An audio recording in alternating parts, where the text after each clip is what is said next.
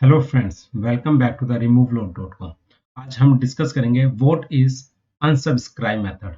ये बेसिकली क्यों यूज करते हैं। इसका बेसिकली काम होता है to prevent the memory leak issue, यानी कि मेमोरी लीक का जो इशू आता है उसको रोकने के लिए हम अनसब्सक्राइब मेथड को यूज करते हैं। ये लेकिन मेमोरी लीक का इशू क्यों आता है? जब हम टाइमर्स को यूज करते हैं, टाइमर्स भी एक ऑब्जर्वेबल होता है, जब हम उसको यूज करते हैं तब मेमोरी लीक का इशू आता है। तो उस सिनेरियो के लिए हम अनसब्सक्राइब मेथड को यूज करते हैं। तो उसकी डेफिनेशन मैं आपको बता देता हूँ अनसब्सक्राइब मेथड की। In Angular, unsubscribing from observables is crucial to prevent memory leaks and unnecessary computations. When you subscribe to an observable, Angular returns a subscription object. You can call the unsubscribe method on this object when you no longer need to receive notifications from the observable. यानी कि हम unsubscribe method कैसे use करेंगे उसका मैं आपको code में करके आपको बताऊंगा, जो कि आपके लिए बेटर होगा। तो कोड में चलते हैं, let's see on the code. मैंने क्या किया, अभी आप ब्राउजर पे अगर जाते हैं, होम पे मैंने क्या किया, एक कंपोनेंट बनाया है। उस कंपोनेंट का नाम क्या है? Observable example. ये मैंने बनाया है, उसमें मैंने उसको कॉल किया। उसका सिर्फ एचटीएमएल कंटेंट ये मैंने लिखा हुआ है, इससे ज्यादा कुछ नहीं लिखा हुआ है। और अबाउट अस पे क्लिक करेंगे, अबाउट अस कंपोनेंट कॉल हो जाएगा। तो वापस होम कंपोनेंट पे जाते हैं और हम जाएंगे observable example component dot TS file के अंदर। यहाँ पर हम गए तो यहाँ पर सबसे पहले हम क्या करेंगे, टाइमर को यूज करेंगे, ताकि आपको पता चले कि मेमोरी लीक का इशू कैसे बनता है। तो मैं सबसे पहले क्या करता हूँ, डिक्लेयर कर देता हूँ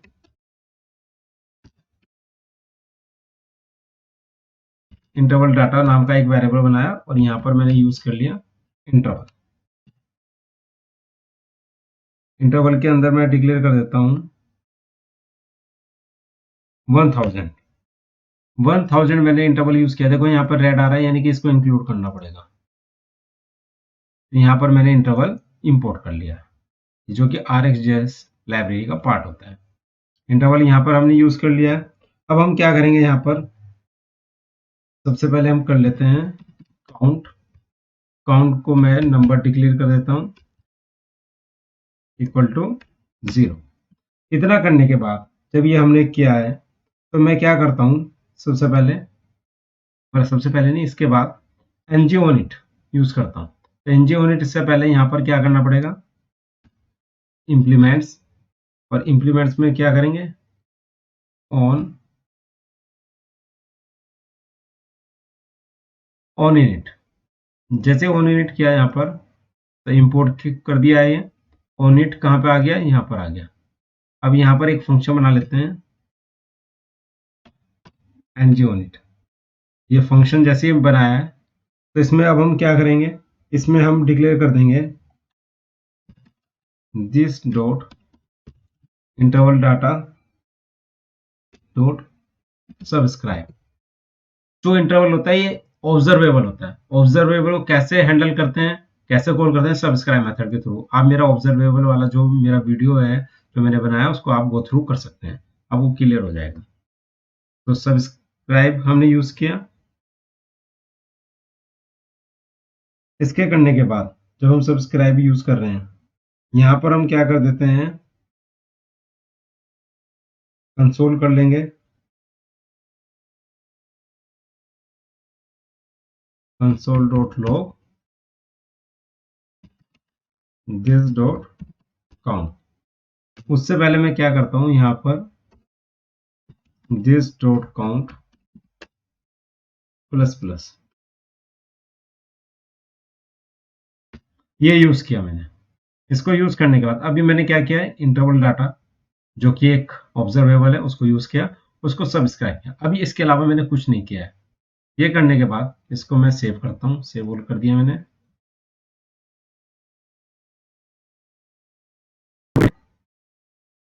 अब चलते हैं, देखो ये लोड हो रहा है और यहाँ पर देखोगे यहाँ प्रिंट होना शुरू हो गया।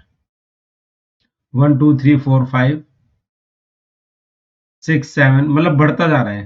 कितने टाइम के डिफरेंस पे बढ़ रहा है ये, इसमें हमने यहाँ पे टाइम डिक्लेयर नहीं किया। मैं एक काम करता हूँ, यहाँ पर टाइम भी डिक्लेयर कर देता हूँ, सेट इंटरवल और सेट टाइम आउट और क्लियर इंटरवल, इसकी मैंने वीडियो बनाई हुई है, आप इसको देख सकते हैं। यहाँ कुछ नहीं करेंगे, ये एग्जीक्यूट हो रहा है बार बार। अगर ये बार बार एग्जीक्यूट हो रहा है तो इससे क्या प्रॉब्लम हो रही है, सबसे बड़ी बात कि ये एग्जीक्यूट तो चल रहा है, चलने के बाद आपने देखा कि ये लोड होता जा रहा है, यानी कि ये इनफाइनाइट लूप तक जा रहा है। ये क्यों जा रहा है, क्योंकि एंगुलर 17 जो है वो कंफ्यूज हो जाता है कि हम जो इसको एग्जीक्यूट कर रहे हैं अनसब्सक्राइब मेथड को, और जो भी हम इंटरवल यूज कर रहे हैं वो ब्राउजर के लिए यूज कर रहे हैं या प्लेटफॉर्म के लिए। प्लेटफॉर्म, ध्यान रखना, जब हम प्लेटफॉर्म की बात करते हैं यानी कि हम कोई ऐप बना रहे हैं, लेकिन ये तो आपको ब्राउजर पे दिखा रहा हूँ ना कोड लिख के, तो यानी कि तो ब्राउजर पे हो रहा है और ब्राउजर में इनफाइनाइट लूप पे जा रहा है, तो मुझे यहाँ के लिए कुछ कोड एक्स्ट्रा लिखना पड़ेगा। अब मैं वापिस जाता हूँ, इसको तो करता हूँ बंद, ठीक है, वापस इसको यहाँ पे ऑन कर लेता हूँ टर्मिनल पे, बाद में एग्जीक्यूट करेंगे। यहाँ पर हम क्या करेंगे, हम कुछ चीजें यूज करते हैं। सबसे पहले मैं क्या करूंगा, यहाँ पर एक कंस्ट्रक्टर बना लूंगा। कंस्ट्रक्टर तो कॉल होता ही है, सबसे पहले कंस्ट्रक्टर ही कॉल होता है किसी भी कंपोनेंट के अंदर। यहाँ पर हम क्या करेंगे, यहाँ पर हम कंस्ट्रक्टर के अंदर @ इंजेक्ट यूज करेंगे। ये लिखने का तरीका है, आप बिल्कुल ये ही यूज करना है आपको, और यहाँ पर लिख देंगे प्लेटफॉर्म आईडी। प्लेटफॉर्म आईडी आपने लिख दिया। प्लेटफॉर्म आईडी लिखने के बाद यहाँ पर क्या लिखेंगे आप, थोड़ा सा स्पेस देंगे, इसका नेम लिख देंगे प्लेटफॉर्म आईडी कोलन ऑब्जेक्ट। आपको इस तरह से ही लिखना पड़ेगा, मतलब ये एक तरीका है प्लेटफॉर्म और ब्राउजर को चेक करने का कि कौन सा है। तो मैं एक काम करूंगा, यहाँ पर एक इस ब्राउजर नाम का एक वेरिएबल बना लिया, उसको मैंने डिक्लेयर कर दिया, बाय डिफॉल्ट फॉल्स है। कंस्ट्रक्टर के अंदर मैं क्या करूंगा, यहाँ पर चेक करूंगा मैं this dot is browser equal to is platform browser. देखो ये अपने आप आ गया है, जैसे मैंने इसको किया ये ऊपर इंपोर्ट भी हो गया, इस प्लेटफॉर्म ब्राउजर एंगुलर कॉमन का पार्ट है। इसके अंदर मैं क्या पास कर दूंगा, इसके अंदर मैं पास कर दूंगा प्लेटफॉर्म आईडी, ये आईडी पास कर दिया मैंने। ये करने के बाद इस ब्राउजर, तो अब हम यहाँ पर कंडीशन लगा देंगे, if this dot is browser, यानी कि अगर ये ट्रू है तभी ही हमारा ये जो लॉजिक है ये इंप्लीमेंट हो। ये हमने यहाँ पर लिख दिया है और इसको हमने सेव कर दिया है। सेव करने के बाद यहाँ पर ng सब हम चला देंगे। अब ये एग्जीक्यूट होगा बिल्ड। अब ये चाहेंगे कि ये हमारा इनफाइनाइट लूप तक जो पहले चल रहा था ये ना चले इनफाइनाइट लूप तक, मतलब ये तो रनिंग जो आउटपुट आएगा वैल्यू का वो तो इनफाइनाइट तक चलेगा, लेकिन ब्राउजर रीलोड बार बार नहीं होगा।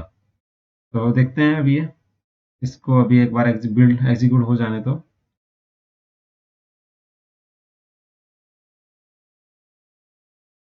हाँ ये हो गया, इसमें चलते हैं, इसको रीलोड करते हैं।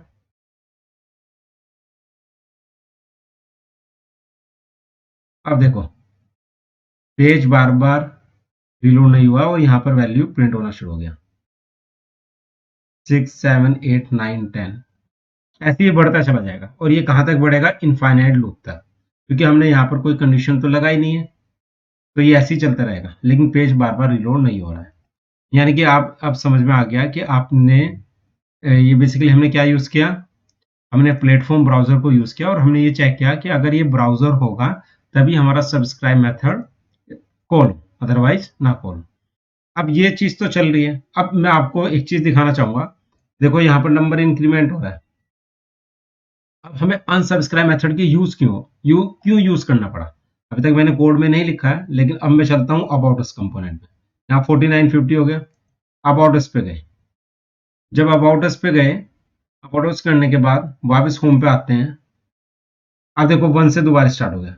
जो पुराने वाला एग्जीक्यूट हो रहा था वो तो एग्जीक्यूट हो ही रहा है, ये दोबारा से नंबर फिर इन बढ़ने लगे हैं। वापस मैं अबाउट अस पे जाता हूँ, अबाउट अस पे गया, फिर होम पे आया, तो आप देखोगे फिर दोबारा से एग्जीक्यूट होना शुरू हो गया। और जो पुराना क्यू में चल रहा है वो तो सारा एग्जीक्यूट हो ही रहा है। यानी कि इससे क्या होगा, आपका जो एप्लीकेशन है वो उसकी स्पीड कम हो जाएगी, क्योंकि उस पर ज्यादा लोड हो जाएगा। मेमोरी लीक का भी इशू होगा।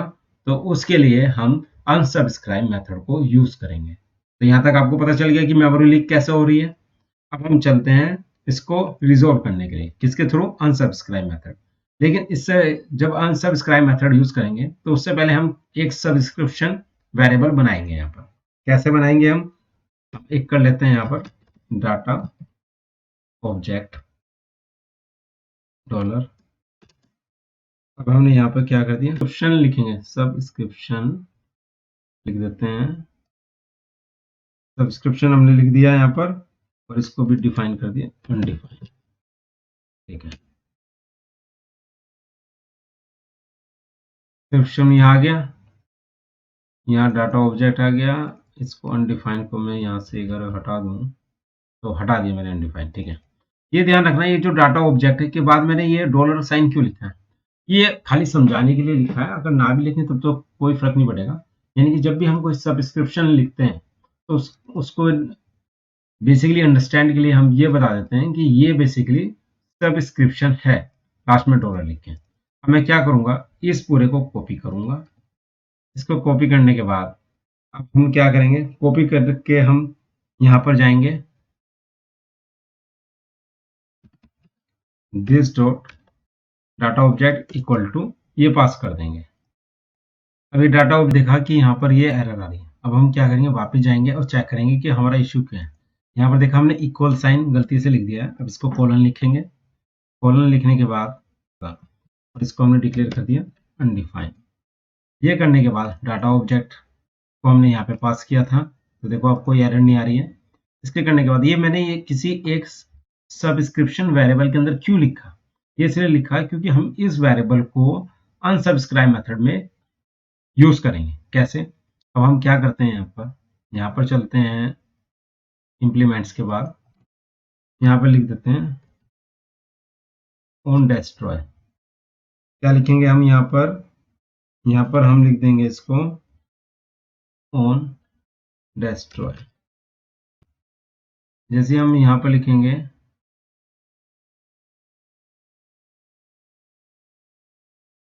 इसको थोड़ा सा डी कैपिटल कर दिया, ये देखो ये आ गया ये, और ऑन डेस्ट्रॉय हमने यहाँ पर यूज कर लिया।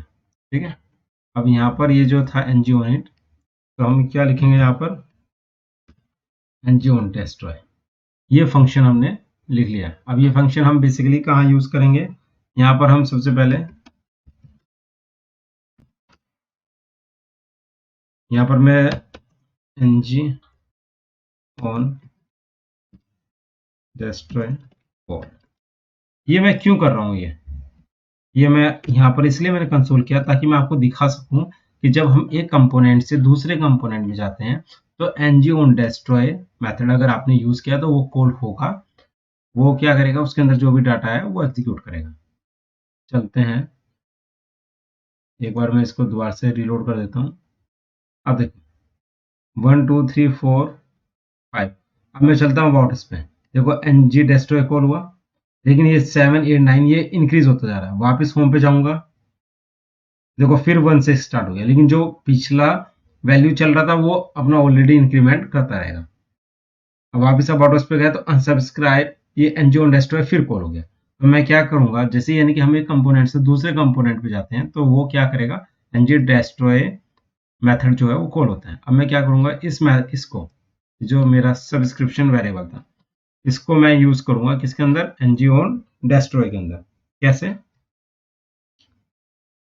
दिस डॉट डाटा ऑब्जेक्ट जो कि अनसब्सक्राइब था, डॉट अनसब्सक्राइब।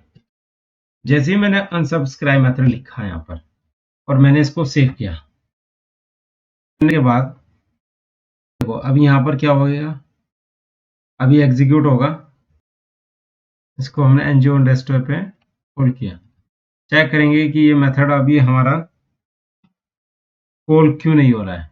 इसको मैं एक काम करता हूँ, इसको अगर मैं इसको यहाँ से हटाऊँ, नहीं, ये इसको रखा हमने एनजीओ डेस्कटॉप, अनसब्सक्राइब मेथड को हमने यूज किया।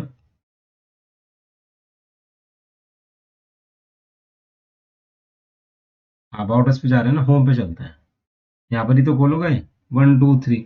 तो आप देखोगे यहाँ पर नंबर हो रहा है कॉल। अब मैं अबाउट अस पे जाऊंगा, एनजीओ डेस्कटॉप कॉल हुआ और आपने देखा कि नंबर इंक्रीज होना बंद हो गया, यानी कि इसने मेमोरी लीक वाला जो इशू था वो रिजोल्व कर दिया। अब वापस होम पे जाऊंगा तो 1 से शुरू होगा। आप देखोगे कि पहले भी 1 से शुरू होता है, लेकिन पुराने वाला भी क्यू में चलता रहता था, लेकिन यहाँ पर ऐसा नहीं है। जब हम अगर अबाउट अस यानी किसी डिफरेंट कंपोनेंट पे गए तो उसने वहां पे उसको किल कर दिया। तो इस तरीके से हम ये अनसब्सक्राइब मेथड जो यूज करते हैं, किसके लिए यूज करते हैं? To prevent the memory leak issue, यानी कि बहुत ही इंपॉर्टेंट है और बहुत ही ज्यादा यूज होता है, आपकी मेमोरी लीक के इशू को रिजोल्व करता है। तो इसलिए हम हर प्रोजेक्ट में, जो भी हम एंगुलर का प्रोजेक्ट बनाएंगे, उस प्रोजेक्ट में हम अनसब्सक्राइब मेथड को यूज करते हैं। इसके अलावा आपको एंगुलर की जितनी बहुत सारी मैंने वीडियो बनाई है, आप उसको गो थ्रू कर सकते हैं और प्लीज मेरे चैनल को सब्सक्राइब कीजिए। Thank you.